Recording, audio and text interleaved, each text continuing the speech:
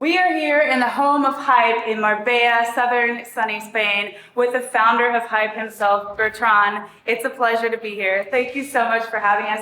It's actually one of the coolest offices I've ever seen in my life. So I'm so excited to take this tour right now. Let's get to it. Basically, we have these offices where we create products, so we want people to be relaxed, to be in a good mood. And we made an office which I think reflects a little bit the values of our company. So the company started with energy drinks, and that was 20 years ago now. Wow. And basically we have different ranges, different flavors, and also we're very proud because we were sponsors of the Argentinian football team. That's amazing. They won the World Cup. So this is our proteins. We try to make really awesome products. Everything we do at Hype, I want my family, I want my friends to consume. This is something I'm proud of because we were sponsors of the Force India racing team. Today it's called Aston Martin. This is the team I used to race for. I was racing for that team, then I retired. We built Hype and we became sponsor of the same team I was racing in. These are offices for different people, for different uses. This is the person that is responsible for developing flavors.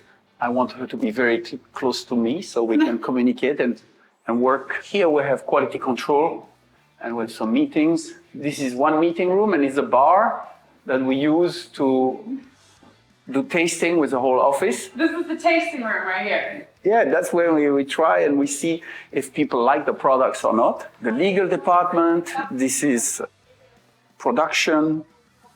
What you have to realize is that our main office, our head office, is in Dubai. Dubai, right, because you're in between Dubai and Marbella. Then this is supposed to be a can. Yeah. This is the local management. And this is our great design team. Tom has been with us for I don't know how many years, and he is designing all our products, basically. He's the chief. And then there is marketing, where basically we develop merchandise and stuff like that.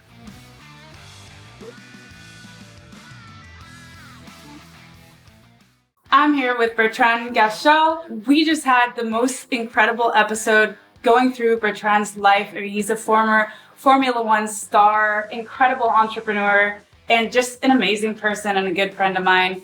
This was such a cool episode. I mean, we talked about so many cool things from... I think which was amazing is when I was in jail, I was convinced no sponsor would want to be involved with me anymore. We only rented desks in a marketing agency in Paris. Wow. That's when we started. I was carrying the cases myself. And as I was entering the office, these guys said, and I don't know who it was, jokingly said, from Formula One driver to delivery boy, where did he go wrong? I'm not a money person. Money for me is a tool. And it's never been something about how much money I will save. I'm not interested in that. What I want is to live. They control the money. They said, you cannot send it there. You cannot do this. They charge you per transactions, which are completely ridiculous. The whole thing is complete tyrannical. Welcome to the Crypto Megan podcast. I'm your host, Megan Nilsson. I'm a high-end crypto and NFT portfolio and Web3 strategy consultant. I'm currently on a world tour as a Web3 keynote speaker at all the biggest Web3, tech, and fintech events around the world as an industry leader to educate anyone from beginner to C-level executive, and of course, to advocate for women in Web3. My mission is to inspire new people to get involved in the crypto and NFT space with quality, entertaining information they can trust as pioneers in this cultural and financial revolution, a paradigm shift.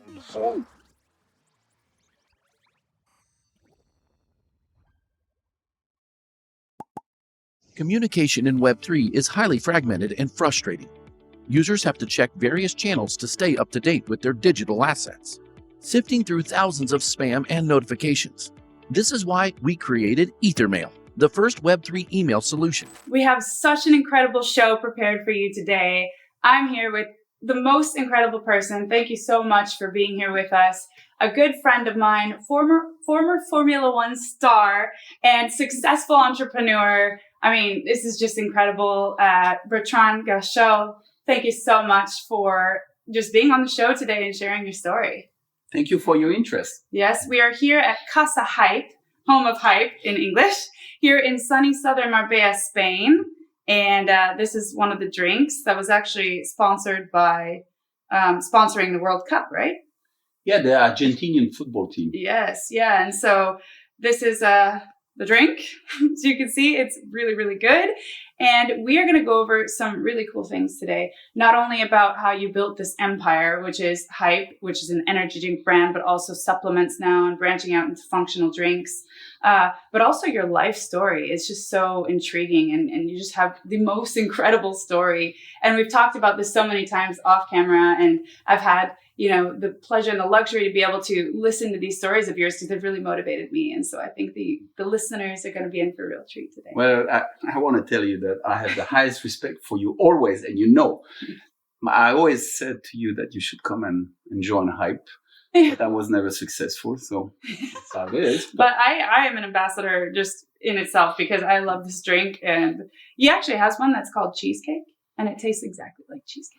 It's insane. I don't know how you do it. You do some magic here, but yeah. So I'm just going to get right into it because we have so much to unpack and not enough time. No time would be enough to be able to tell all of the intricacies of your story. But I wanted to get started by just kind of letting the listeners in on who you are, your life journey, where you started. So many people may know you as the former Formula One star, right? And so I want you to kind of like give us an insight about what your life was like going into that and how you discovered your love for the sport.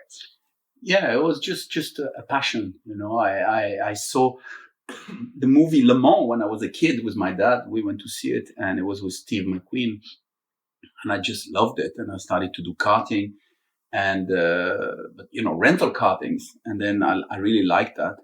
And then eventually I saved up money. I worked all summer, and I bought myself a racing kart. And then eventually I started to do that. And, even though I was still going to school and university, I was racing, and my goal was to become a Formula One driver. And yeah, so it took a few years, and eventually I got lucky. I got, I fulfilled my dream to drive these cars. And yeah, it was an incredible journey. But that's so crazy. So you started by karting, and you liked that so much that you decided you wanted to pursue to see what it was like to actually go for the real thing. So you don't come from a lineage, or your family wasn't already into Formula One. You just got into it through the hobby of yours.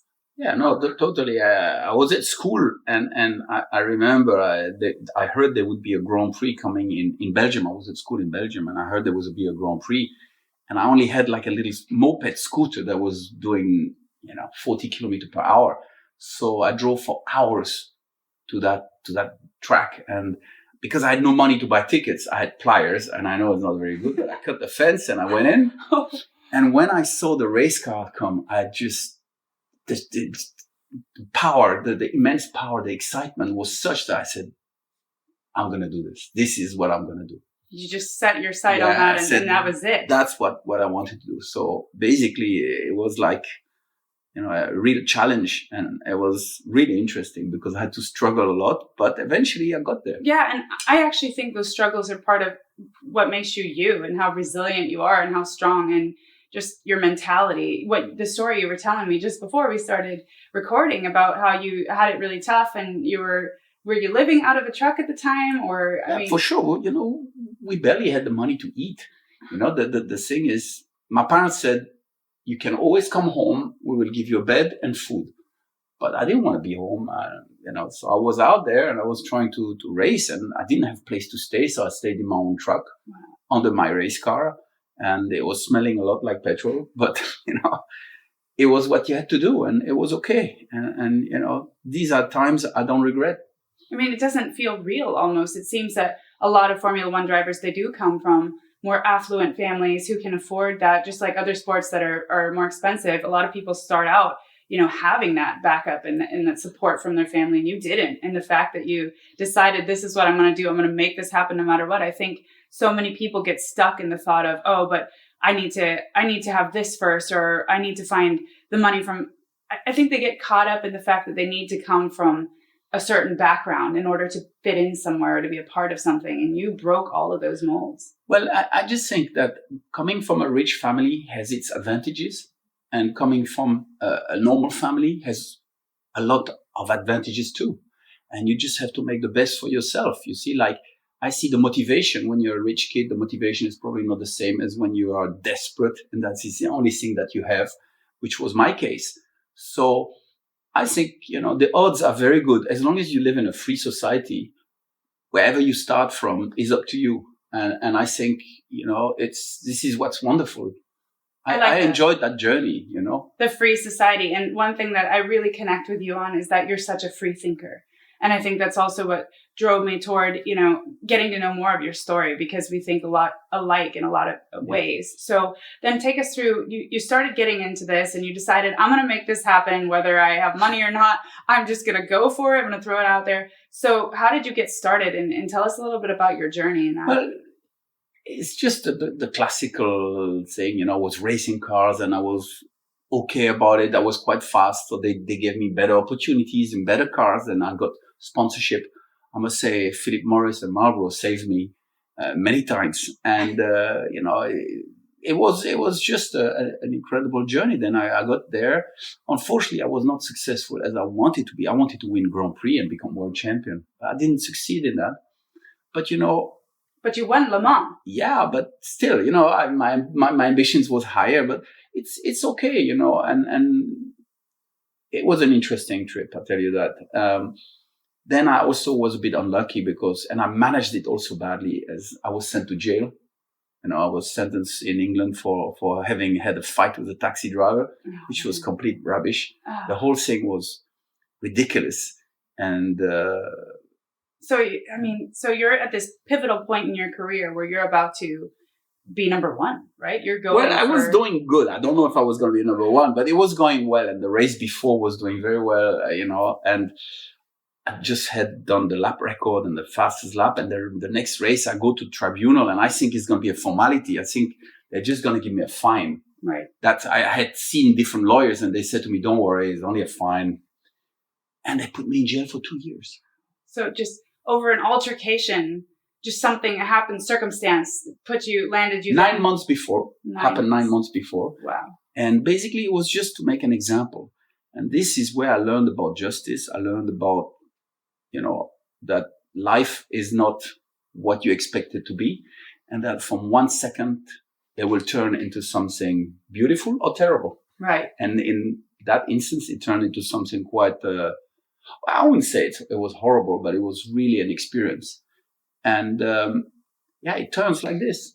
Yeah. And so you were telling me, and this is kind of the thing I think that makes you you and makes you so successful in whatever you do, because we were talking before and you said you reflected on that while you were in jail and you just accepted what had happened and decided that you were going to move forward no matter what, and that you were going to accept the circumstances. I mean, it's quite incredible because a lot of people don't have that mental strength, that resilience. But, it was such a shock. And suddenly I was in, I remember when they locked me in that cell and they said to me, I would have to be there 2 years. I remember lying on the bed and thinking, wow, that's my life,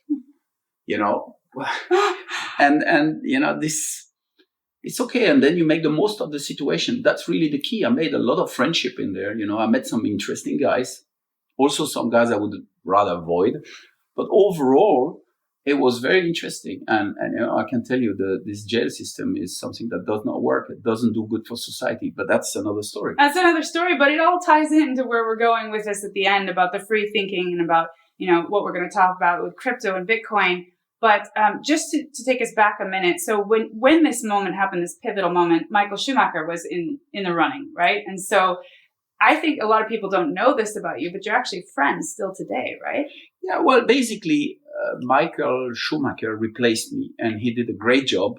The car was very fast at that race and he did a great job. He took his opportunity. You see, this is what is important in life. When you have an opportunity, he didn't miss it. He took it and he made the most out of it. And he became the greatest champion. So really respect to him. And what I appreciated when I came out of jail, which was a few months later because I appealed and I went out of jail, right. I came to the track and the first thing that Michael did, he came to see me and he said, Bertrand, I'm really so sorry for what happened to you. It was wrong. Anything I can do to help you. And from that day on, we became friends and we saw each other at the races always. And, I thought the guy is a brilliant driver. but also a good person. That's And, amazing. when my son was racing cars a few years ago, he was in a team of his brother, of the brother of. Wow. And Full circle. I really like these people. The guy was a great champion and also a good human person. That's important. It Yeah. goes a long way in life, that's for sure. And so when you got out and you saw that he was kind of starting to take his place in that spot, how did you feel in that moment? And how were you able to move forward after, such a speed bump, we'll call it, in the road? Well, basically, first, obviously, I wasn't very happy how I handled that whole thing. I made mistakes, I should not have gone to court that way. I should have been more prepared. I thought it would be nothing, and that was my mistake. Yeah. And I regret that. But apart from that, I should have done things better for sure. This is how life goes. Life lesson learned. And so, you get out, and at what point do you decide, okay, I'm going to pivot and I'm going to launch this extremely successful today energy drink company? Well, that was basically when I was racing. I was sponsored by energy drinks companies, and basically when I retired, I said, I'm going to do a company that distributes companies these drinks in France, and we started to distribute Hype in France. Wow. And basically, then we grew from France to other countries, and then now today we're in about 40 countries. That's incredible. And basically, we're a market leader in some markets which are very very important to us, obviously. Right. And we enjoy doing what we do. Now it's 20 years.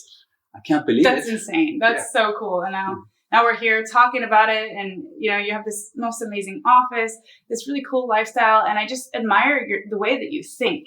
So I just want to go back to one thing that we talked about before too, which was you said that a lot of people gave you a hard time when you started the company because they were looking at you at this, successful, famous Formula One person who then stepped into this new kind of category, and they had a specific thing they would tell you. No, because basically when we started Hype, we only rented desks in a marketing agency in Paris. Wow. That's when we started it. And basically, I remember I was carrying the cases myself. And as I was entering the office, these guys said, and I don't know who it was, jokingly said, from Formula One driver to delivery boy, where did he go wrong? You're transitioning, you're out of jail now. You're getting back into Formula One, and you're trying to figure out what you're going to do now, right? What's your next step? So what did you decide to do when you? No, but the first thing which was amazing is when I was in jail, I was convinced no sponsor would want to be involved with me anymore. Right. And I thought I had no chance. But when I came back, it was exactly the opposite. And that's the irony of life. Sponsor came to me and they said, look, what happened to you was so unfair. We want to sponsor you. Wow. And basically I went to Japan, and right away they put me in a car. That's incredible. Yeah, it was incredible. That's exactly the opposite of what you would expect. Exactly. So life sometimes has twists for you. And basically I raced again, and it was great. And, I really enjoyed these years. And then eventually I had even the bad idea to start my own racing team and my own Formula One team, which was really a bad idea because it was a lot of work. But at the end, I finished my career in my own car, finished 8th at the last Grand Prix in 1995. And I'm not proud of that. Not bad at all, is it? I lost every single penny I had. And, but it was an experience which was incredible. Okay. This is just, it just feels like it's just so full of these moments where you're on top, and then, something happens and you just keep climbing back up. Right? Yeah, exactly, it's so hard to come back from that. That's an incredible point that you just made. You lost it all then. You went after your dream of owning your own team. You lost all your money. Everything I had ever made before and more, I lost. But basically, it was an incredible experience. And, I'm proud to have done it. That's amazing. Because when you're young, you can make it again. So I'm not a money person. Money for me is a tool. And it's never been something about how much money I would save. I'm not interested in that. What I want is to live. And really, that was such an experience. I wouldn't miss it for the world. Yeah. That's amazing. It's just so cool that you just go for things like that without thinking. It's like one of my favorite quotes from a movie I saw, the Top Gun, the last one. Tom Cruise, he's just like, in this crunch moment, and he's like, don't think, just do. just do it. Just do it and just go with your instinct and your gut. Trust yeah, sure. Yeah. And, as a racing driver, I can tell you that many times at the start of the Grand Prix, you sit in your car and you don't start to think. You just say, let go, relax, let it go, and trust your instinct. And I think it's a really important thing to be able to do that, because when you're tight, when you're nervous, you don't perform. And I think every person that has to perform has to let go and let the inner instinct or intuition drive you. And it makes a big difference. Yeah. I mean, I think a lot of people are missing that factor of just trying to have control over the moment and not really going with what their gut says. If you're tense, you're not going to perform. Yeah. You have to let go. In literally every sector, right? So, okay, so you do this grand venture. I mean, you have the adventure of a lifetime. You make your own team. Then you end up like this. What are you thinking now? I mean, most people, they think about quitting. They think about giving up. I mean, it's just... I'll tell you, I wasn't too proud because, everybody expected me to be successful and have resources. But I didn't know how to pay my rent, when I finished this. And it was difficult. But, eventually, step by step, it came back and I started Hype. And Hype was very, very, very exciting, very good. And I saw huge potential and I still see it today. And I enjoy every day at the office. When I go to the office, I'm happy and I enjoy it because this is like a playing field for me.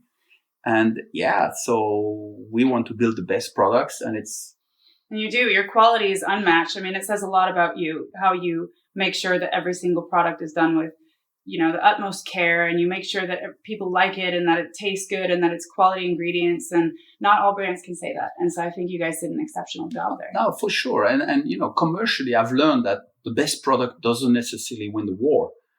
But still, this is our mentality and this is our goal, is always to deliver the best products we can. And maybe we're not as efficient or talented as some others in marketing and in sales, but we know that the product that we produce are quality. Yeah, for sure. And just going back to one point then, so when you're starting Hype, you have very little resources. I mean, you're going off whatever you can. And I know that you gave me one specific phrase that stuck with me, and I have to share this with our listeners because it really made me think, wow, I mean, this is just so inspirational. So people gave you a hard time, right, for doing it yourself. No, but basically I was delivering the drinks myself. Mm-hmm. And when I came into this office to deliver the drinks, I remember this voice I heard behind me said, from Formula One to delivery boy, where did he go wrong? And I just remember I turned around and I just laughed because it was true. But I knew Hype would be successful. I knew I would be successful. And it was just part of the journey to deliver the drinks. I had zero issue with it. And I took it as a challenge. And, today I'm very happy to have done that. I mean, that's super admirable because that's something that holds so many people back. And this is why I wanted to bring this point up, because so many people care so much about what others think that they're just stuck in life because of it. And so, yeah, you're prisoner of your own image, and you shouldn't, because basically everybody forgets. Even the fact that I went to jail, some people said to me, don't speak about it. And I said, no, I'm proud of it. I'm actually proud to have gone there, to come out. It was an incredible experience. I can tell you there's a lot of people that are in jail. They shouldn't be there. Right. And there's probably a lot of people. Anyway, the thing is, it was a very interesting experience, and I'm really proud of it. I mean, I think that's so much to be said for just how liberating that feeling should be, right? Of just letting go and not caring what others think and doing your thing, and just that winning mentality. That's what is so magnetic about you, is that you just go for it, and it's like nobody can stop you. And when people do this in life, you're literally unstoppable. You're unstoppable when you don't care about what others think, and you really unlock your true potential inside. You don't need the resources. You don't need people's affirmation that you're great. Right? No, for sure. I wished I was unstoppable. I know my limitations, unfortunately, but I tell you what, I enjoy the journey. Yeah. And that's what it's about. It's about the journey. Totally. That's a major part of my show, actually, is just talking about the journey, which we've been doing. I like to do that part because people have so much to learn from people in your position and like you, who've had it all and then, had a setback, but then kept going. And now look at where we are in life. And so you're just living this incredible life. You have this amazing brand. And, one other thing now that we'll transition to that we have in common is our love for the movement that is happening now within cryptocurrency and Bitcoin, and the freedom of money, the sovereignty of your own money, of being able to control that money and control the way you transact and interact with that part of the world is just incredible. And so, yeah, absolutely. And I'm really thankful to you to dedicate so much of your life to this extremely important and profound opportunity we have for society to live in freedom is essential for me. Freedom is everything. Freedom is what enables creativity. Freedom is what makes happiness.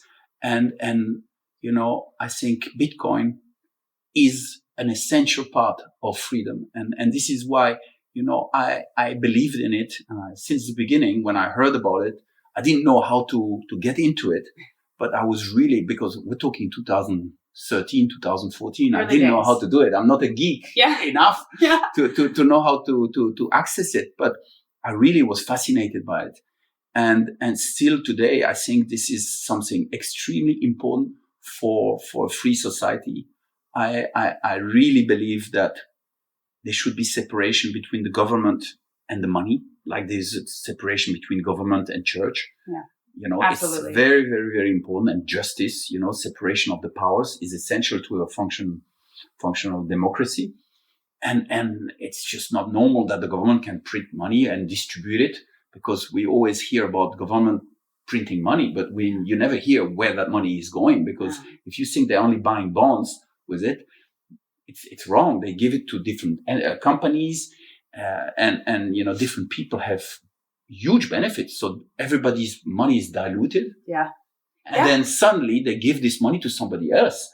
So imagine playing the Monopoly and suddenly one guy controls the bank and decides, okay, we need a bit more money because everybody's running short. So everybody gets a bit of money. That's fair.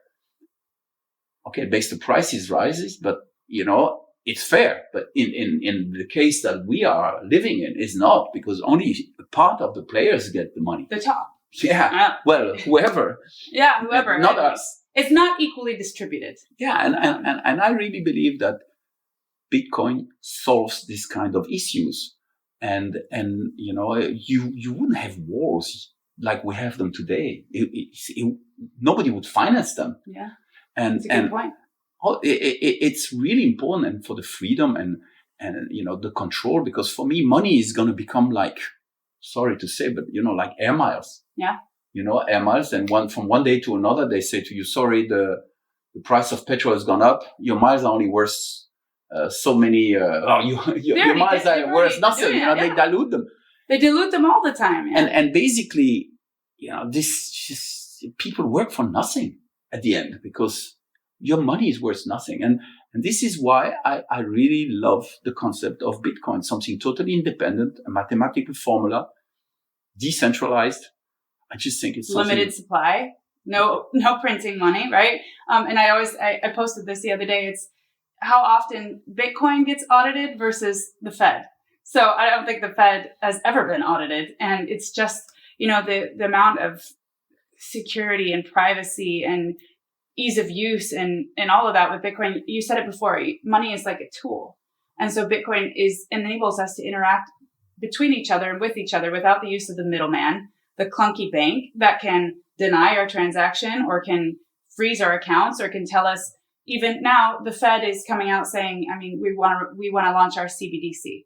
So a central bank digital currency, right? So it's a dollar, but in the digital form. And the problem with that is actually nothing has changed. It's the same tired system with better technology and even more control, right? So it's not going to replace crypto. It's absolutely the opposite of crypto. And your money is not your money. They control your money. They say, you cannot send it there. You cannot do this. They charge you per transactions, which are completely ridiculous. The whole thing is complete tyrannical. Yeah. And don't forget, for a democracy to work, is the people have to make the decision. The people make decisions. Right. To make decisions, you need to be informed. So you need to be able to read. But the media is being bought by Western governments. We all know. The media. So obviously you're disinformed. Some of the media is banned because they say it's disinformation. And basically, so you don't have access to information. You're only listening to one voice. Right. You have to make a vote, but your vote means nothing. So at the end of the day, it's really a very worrying situation because these people have access to money. What Right. you want is, something like Bitcoins. And I just think it's just an incredible invention. And basically with Bitcoin, nobody can print more. There's a limited supply, as you said. And you have also an advantage at saving, people who want to save. I know it doesn't promote the economy, doesn't help growth, but I'm not sure that in the long term, I think it would be a lot better for society and the world in general if we could adopt this money. Absolutely. Absolutely. I mean, just this tyranny that the government has had for this long now, it's like a breath of fresh air for people who get to use these tools that I have to remind you, only previously accredited investors had access to.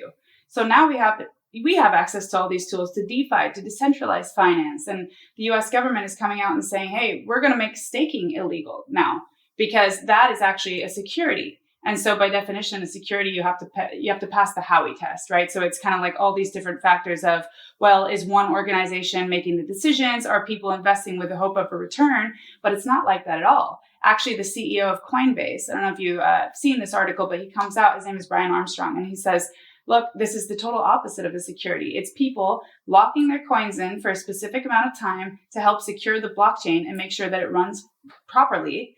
And in return, they get rewarded coins for helping that transaction run more smoothly. And it's decentralized, right? So there's not one entity that's watching over this. And also, they can only get the coins back to their own wallet if it's the true type of staking. So, I mean, like the US, they're going to drive people offshore, or I think they're losing the race and they're going to cause that innovation to go elsewhere. I think that's really important, is the fact that you want your country, your people, you want people to be involved in it, because this is going to be such an exciting industry. And I really see 2 points I want to make. The first is, again, about jail. One thing I learned in jail is that go to jail and take your £50 or $100 notes. Nobody cares about money. When you're in jail, a note is worth nothing. Okay. What is worth something in jail is telephone cards, drugs if you can have them, and tobacco. This is the medium of exchange. Wow. So telephone cards, in my days, now I don't know, maybe it's changed, but basically telephone cards are medium of exchange, and tobacco. Right. So barter, like trade. Yeah, because basically money means nothing. You cannot buy something with it. And this is really interesting. So the fact that, now it's the dollar or the CBDC, or the Bitcoin, this is not important. It can change very quickly. People adopt very quickly what is the most efficient medium of exchange. And I really think that for the future of Bitcoin, what matters to me is they need to make it easy.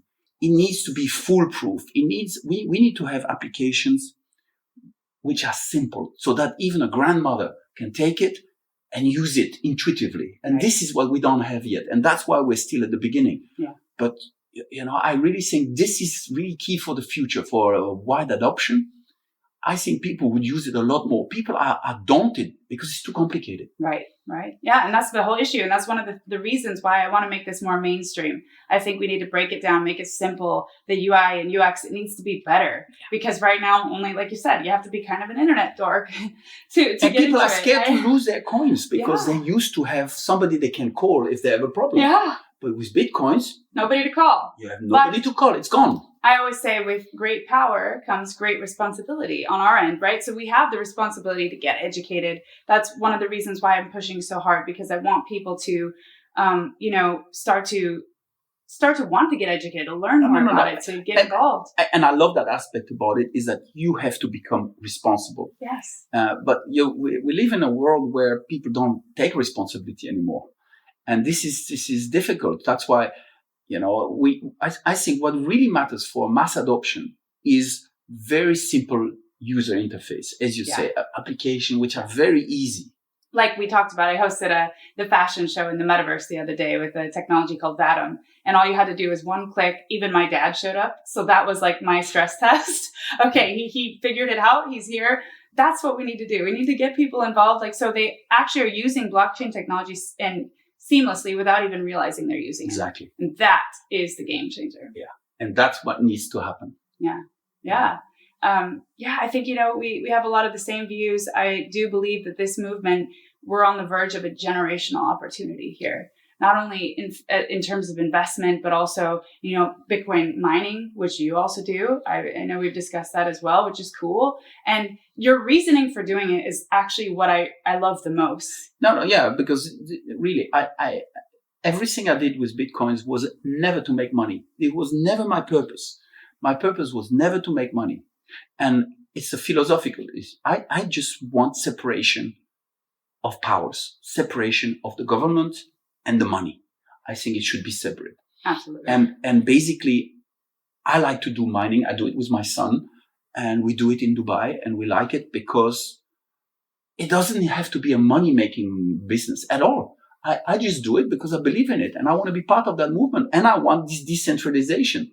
I want different places where you mine. Right.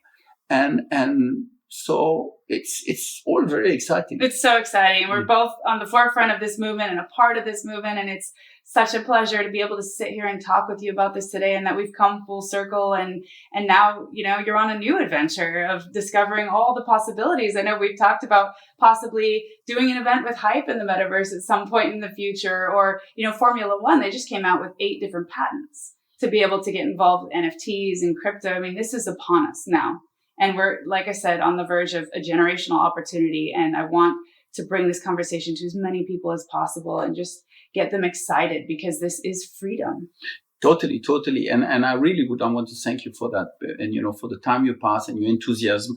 And, I think is of something extremely important for future generations. We talk about global warming and all that, but this is much more important than all of that, because this is about freedom.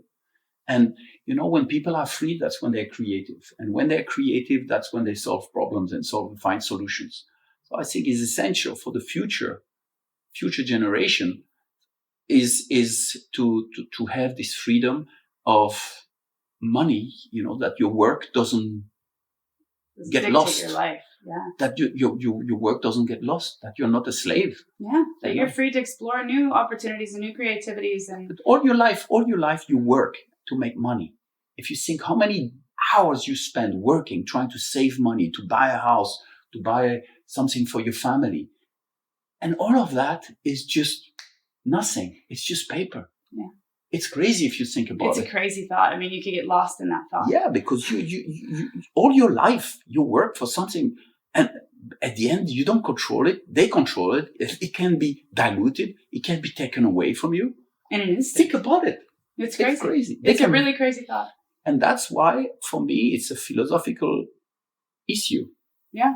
Yeah. And so I'm so grateful that you were able to get on here and share your viewpoints today. And hopefully, the winning mentality that you have, and the resilience, and just that will to keep going and pursue all of these amazing things is just infectious. Like, the energy is just so good. And I'm so glad that we got to hear this side of your life as well. So thank you so much for coming on and sharing with us. And it's been amazing. Thank you very much.